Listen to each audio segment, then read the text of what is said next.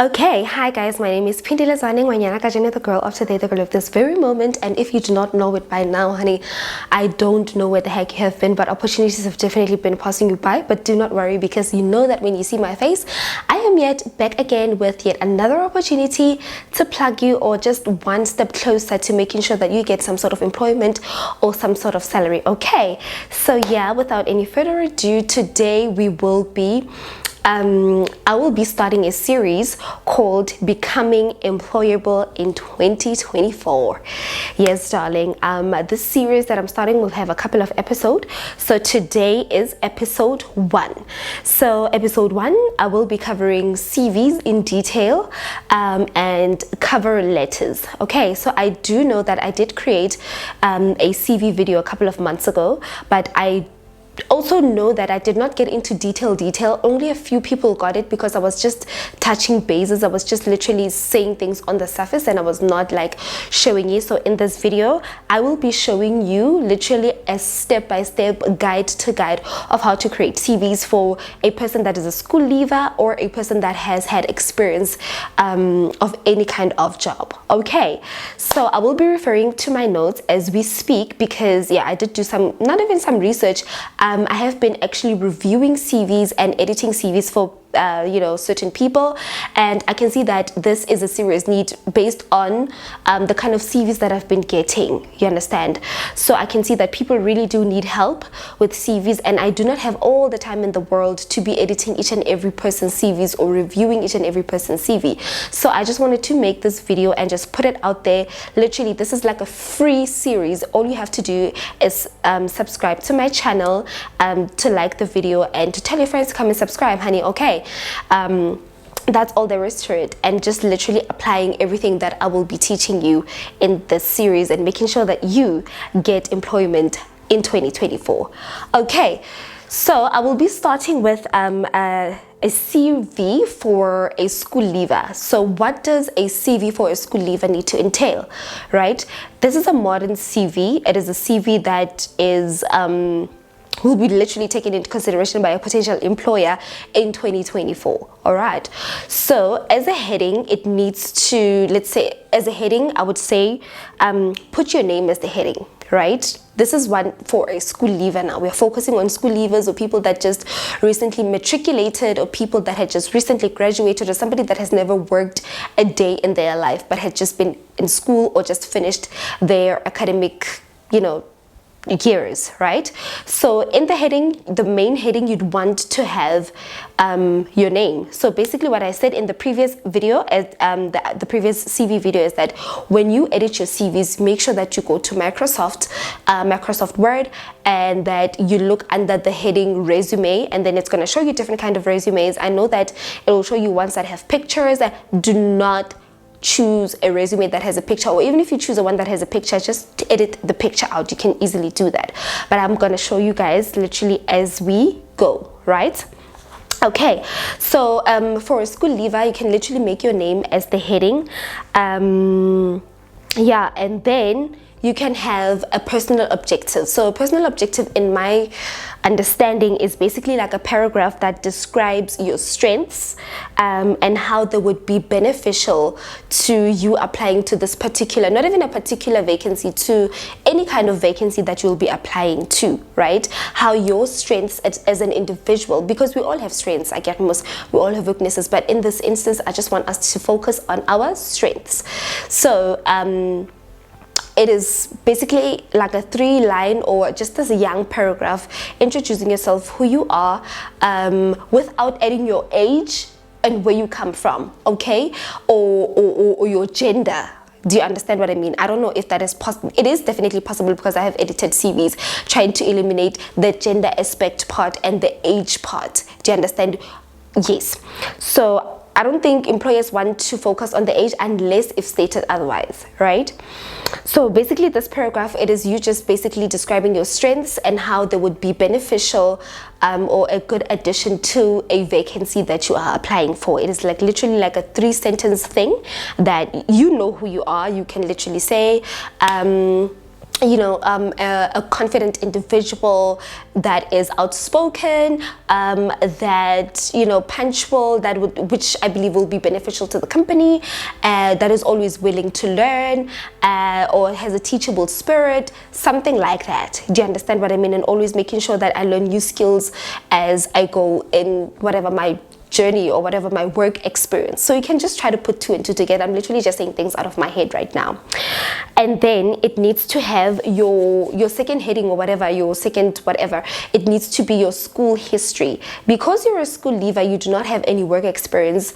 I would suggest, or I would advise, that under your school history you put in the name of the school that you went to, or the name of the institution, the year in which you obtained a certain qualification, whether it was matric, whether it was a bachelor's in whatever, so that particular year, and underneath just list the modules that you have passed or the modules that you have completed under this particular institution that you attended. So if it's matric, you'll say maybe 2015, or you'll say whatever school, and then 2015, and then you'll list your subjects, the ones that you passed during that matric year, right? Because you don't have any work experience, so you're trying to make a CV as substantial as possible, right? As readable as possible, as interesting as possible, right? And then your third thing that you need to have on your CV are your interests, right? So your interest, I would say it's something that contributes to your something that contributes to your individual, something that you like doing, or something that you think of doing, even if you're not doing it, but something that you would think of doing, or something that you would like to do, that will contribute to your to your development as an individual. Do you understand? So it could literally be, for example, arts. You're interested in arts, you're interested in finances, politics, public speaking, things like that. Those are things that develop you as an individual. So when you know yourself, or okay, these are the kind of things that interest me, even if you're not doing it at the moment, but the fact that you are interested in them, cooking, it can literally be that. I would say for your interest, literally go to your search buttons on your social media pages, and that is what you're interested in. Okay, and then your hobbies. This is your fourth heading now, hobbies. Your hobbies are the things that you enjoy doing on a day-to-day, or any other day. So these are things that you are actually doing, that you are actually partaking in, right, on a day-to-day, or any other days, things that you enjoy doing. So this can literally be things like creating content, researching, doing sports, going to the gym, just basically things like that, doing community service, volunteering for community service in your area. It can literally be things like that under the hobby section, right? And then did I say a fourth? Yes, the fifth thing that you would like to have on your CV are your skills. Now your skills, these are things that you are good at, right? Basically, these in your regard as a first time as a school leaver, as a person that does not have experience, these will be your personal skills. So your personal skills can literally be things that you know yourself. Maybe in high school you were tasked to organize. Do you understand? So it could be like organizing, could be communicating well to students, or delivering a message well to students. So it can literally be like excellent communicator, or excellent communication skills, problem solving skills, stuff like that. Computer literate, right? Let's say in school, or even if it's not in school, let's say you are a computer literate person, because there are people, believe it or not, that are not computer literate. So it is a skill, right? It's something that whenever somebody places a PC in front of you, you know exactly what to do, how to switch it on, how to troubleshoot, basic stuff that I'm talking about, right? Those are now your skills, right? And the sixth thing that you want to have on your CV are your references. Now in this case, because you're a school leaver, you've never had any experience, your references refer to maybe I would say in this instance your mentor, right? Your principal, your deputy principal, your teacher in high school. So how you are going to put it onto your CV, you're basically going to put the initial of that particular person and the surname, or the name and the surname, your relationship with that person. So maybe it was your teacher, your principal, whatever, your deputy principal, right? And then you're going to put down their email address and their contact details, basically their cell phone numbers, right? That is how you're going to do the whole illusion of the references. So in this instance, you cannot, I'd say, don't have more than 2, and also please refrain from having references that share the same surname as you, or that are in, that are family members, and claim how they are mentors, because what are they mentoring? I mean, it could be that they're mentoring you, but I would strongly advise against that. Rather have somebody that is literally like a reference whom we can call from your school, from like an actual reference. Do you understand? Yes. And then is it the 7th now? Yes. The final thing that you need to have are your personal details, your contact details. So that will be your email address and your cell phone number, or your alternative number, right? So this is what you can basically have on your CV as a school leaver. All of this can fit into 1 page or 2. Do not do more than 2 pages. Nobody has time to read a 3-page CV. Do you understand? Try to make your CV as interesting as possible. I will list different kinds of format in which you can use that are very easy to use from Microsoft Word, and you can literally just play around with that format and try to just see what you can do with it. Try to be creative with it. Now with this information, I don't know what you are going to take from it. It's either you're going to edit your own CV, you're going to do it for yourself, or you're going to be like, oh poof, I can create a business out of it, like how I did. I was editing other people's CVs. If you're really good at it, I was editing other people's CVs, I was reviewing other people's CVs, and I was charging money for that. So because I honestly don't have time to do for everyone, like the pie is big enough for all of us, you can also start a business like that, maybe in your community, or yes. So you open your word browser, you type in resumes, you search, and it's going to bring you here, and you're going to see all sorts of different kinds of resumes and potential cover letters. You see the ones with pictures. You can easily just remove those, and you can choose from any of these. You can use this as a first time or as an experienced.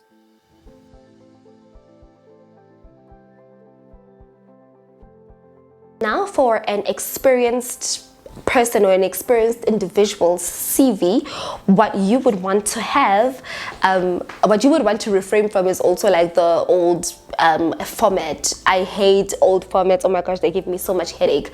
Refrain from the old formats of CVs, okay? I know you experienced people don't like putting in an effort. Remove your ID numbers. Even you guys, the school leavers, remove your ID numbers, remove your age, remove your address. It's really not relevant. Remove your gender. Whether you have a license or not, remove that part. If an employer wants you to have a driver's license or whatever, they will ask you as as time goes by, if your CV potentially makes it or is attractive to them, right? Remember, a CV is a document that represents you as an individual before they even see you. It's a professional document, and it needs to be professional. Do you understand what I mean? So for an experienced an individual CV, you'd also want to have your name as the heading, right? And then as the subheading, right, you would want to have your occupation. So for example, I would say Phindile Zwane as the heading, and then as the subheading in a smaller font, I would say phlebotomist, because maybe I'm looking for work in the phlebotomy industry, or I would say Phindile Zwane shop assistant.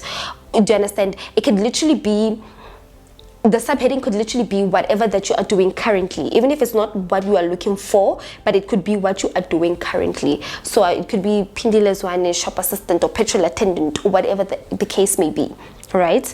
And then you also list your personal objective. Now in this case, your interests, unlike those ones, the school leavers, where I told them to list their interest in like bullet form, you don't list them in a bullet form, all right? Your interests, you can include them in your personal objective, right? In order for you, so that they can contribute to the vacancy that you're applying for. Do you understand? Say, for example, Phindile Zwane interested in content creation and would see fit that I apply for this particular marketing or whatever vacancy. Do you understand? Because I am interested in things like content creation and researching, and believe that my interest would be a good addition to this particular vacancy that I'm applying for. Do you understand what I mean? So you can literally be as creative as possible with this, right? And then the second or the third thing, the heading would be your school history. So in this case, you are not going to list your modules like our school leavers there, because that's all they have. When in this instance, as an experienced individual, you are going to list the name of the institution in which you attended, the year in which you completed the qualification, and the year in which you completed that particular qualification. Yeah, and make sure that it is a completed qualification. You do not want to list an incomplete qualification in your CV unless stated otherwise, because I know that there are other companies that require you, but they usually do state, in the application description, please also include your completed and not completed courses that you did. But mostly they want your complete. What are we going to do with your incomplete courses? Do you understand what I mean? I mean, no shade, but it is what it is. So rather list the name of the institution, the qualification, and the year in which you obtained that completed qualification of yours. Am I making sense? I hope I am. And then you would want to move on to your third heading, which will be your work experience. Now, how you're going to list your work experience is you're going to put in the name of your company, the year and the month in which you started employment, to the year and the month in which you ended employment. If you're still currently, they will still say to current, right? The name or the occupation or the position in which you are acquiring or in which you acquired in that particular company, and list all the duties that you did, right? It is very important to list all the duties that you did. Because a person, wherever that you apply, let's say a potential employer might pick up, oh, you used to do stock take, you used to do manage stock in this vacancy of yours. This person might be beneficial because we don't have to retrain them for stock take, for whatever. Do you understand? Client service, all of that. Do you understand? So you list all your duties that you are doing. I know sometimes it can be a lot. Try to summarize and minimize them. And when I say minimize, do not put them in a paragraph form. I'm saying list, meaning that put them in a bullet form, right? Yes. And then your fifth, was it 1, 2, 3, what? 1, 2, 3, 4? Yes, your fifth heading would be your skills. Now, under your skills, because when you are an experienced individual, these will be your personal skills, meaning that your personal skills, public speaking or well-spoken, good at communicating, problem solving skills, whatever, and it will be skills that you acquired from your experience. Let's say when you got hired at this particular company, you did not know how to use a scanner, or you did not know how to use a computer, but now you're computer literate. So you are listing all of that, right? And then skills also acquired from your academics.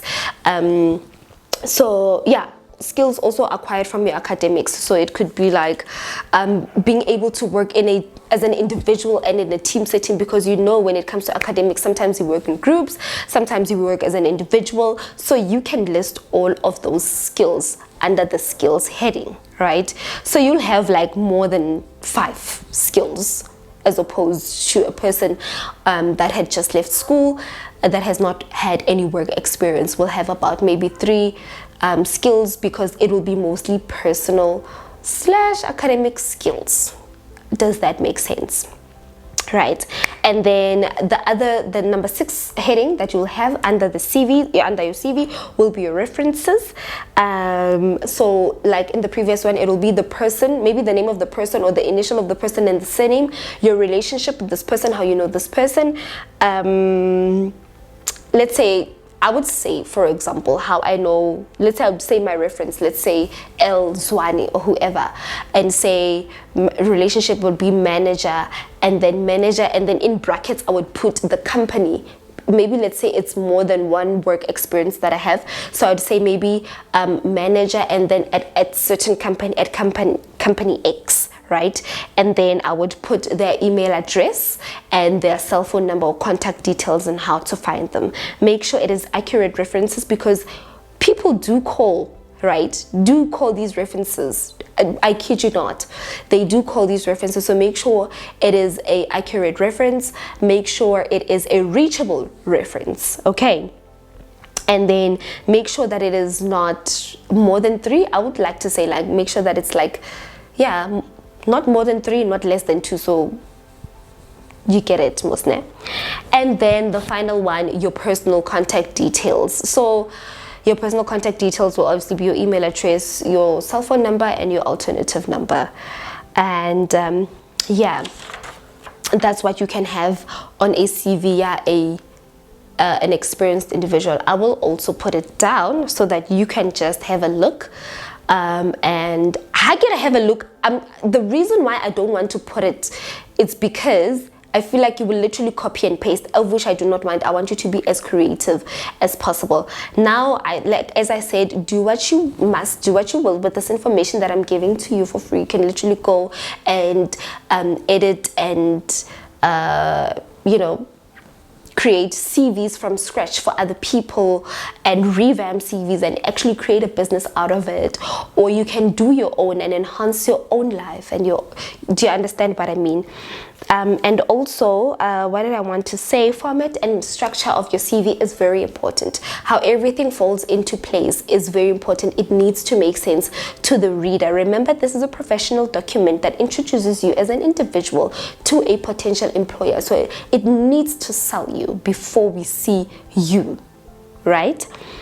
And yeah, that's basically all that I can say, guys. CVs, and I really prefer that CVs be in PDF format, because PDF format you cannot really edit, do you understand, unlike Word.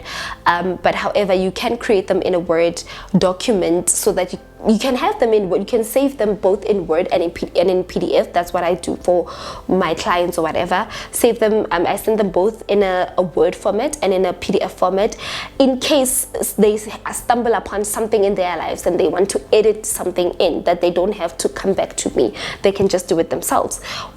Those that want to come back are more than welcome to come back. Do you understand? We're here to make money. Okay, I'm sorry, but yes, that they can just easily edit their CVs on like in Word, because it's easier to edit in Word, and then save it in PDF when they are sending it to their potential employers, because then it cannot be edited, or do you understand, like that? Yes, I hope I am speaking audible and clear enough for all of you guys. And if you have any questions, please do feel free to leave them down in the comment section. All right, so now we're also going to cover cover letters in the same video. So cover letters, I'm just going to touch base, because not every company requires a cover letter, right? It's not even every company. So cover letters are basically a letter, a professional letter that says sell yourself, that says why you, why should we hire you, why should we employ you over other candidates, what is special about you, what do you bring to the table, do you understand, what is different about you? That is basically what a cover letter is. And the first paragraph of the cover letter can literally be your personal objective from your CV with a little bit of spice in it. Do you understand what I mean? And then you can literally just go ahead and add more 2 more paragraphs. It can literally be nothing more than 100 words. So usually cover letters are required for a specific vacancy. Do you understand? Not everybody, not every company requires cover letters. So meaning that you cannot apply cover letter A1 for all these other companies or for all these other vacancies. Does that make sense? You cannot apply with one cover letter for all vacancies or for or for all companies. Do you understand? So it is for a specific vacancy, meaning that you need to be very specific as to why should we hire you, Phindile as a phlebotomist. What do you bring to the table? Do you understand? What can I do for company X? What does company X short of that I have? Does that make sense? I hope it does make sense. So it's basically that. And in these paragraphs, you are basically listing your achievements that you have acquired throughout your work experiences and why, they are so beneficial to the current position that you're applying for, right? You can literally go on and on and on about it. And it needs to be drafted first and then edited. So my advice is draft it and then always ask somebody to edit it to make sure that it has no grammar mistakes, like literally 0 grammar mistakes, because I don't know how potential employers think, but I would think, well, now if I was a potential employer, grammar would literally turn me off. I'm just one of those people, unfortunately. Even when you're texting me on WhatsApp and your grammar does not make sense, blue tick you type of person. So if I was a potential employer, I'd make sure that your grammar is on point. Already when your grammar is not on point, I'm just like, okay, no, cancel. So make sure that you research about the company, you research about the particular vacancy that you are applying for before writing a cover letter. Make sure that you understand what the job description is, and if you see yourself in this job description and be like, okay, fine, I am this person and this is the person that they're looking for, honey, you can literally go on and on and on and on your cover letter. That's it. And also just make sure that it's also not more than one page. I mean, a person can only talk about themselves for so much. Make sure that it's as interesting as possible and it is on point, and it also highlights make sure that you also highlight the fact that yes, you do not know all things, but you are willing to learn. You have a teachable spirit and you're willing to learn and to make sure that you enhance your skills to be beneficial for that particular position. Do you understand what I'm saying, guys? So I really hope this video now helps. I hope it really helps, and I try to be as straightforward as I possibly can, right? People are DMing me saying, no, I've been applying for this and this post, that I've been applying. The problem is your CV, my darling. And if you take all the notes that I will be addressing in this Becoming Employable in 2024 series that I'm making here on YouTube, I guarantee you will have a job by the end of this year. Okay, so without any waste of time, in our next video I will be addressing different methods of applying and how to go about them in making sure that you apply correctly and accurately, and that your application goes to the right and relevant people. Okay, so from now, from me to you, it is all love, and I love you guys a lot, and thank you guys for showing me so much love. Like, you guys are showing me so much love, and I will also be showing you guys love back. Hence I'm starting the series. Absolutely, I could have made it a course where people paid, but I was like, nah, let me just help people out. And yeah, so from me to you guys, it is all love, and we'll see you guys in the next one. Mwah.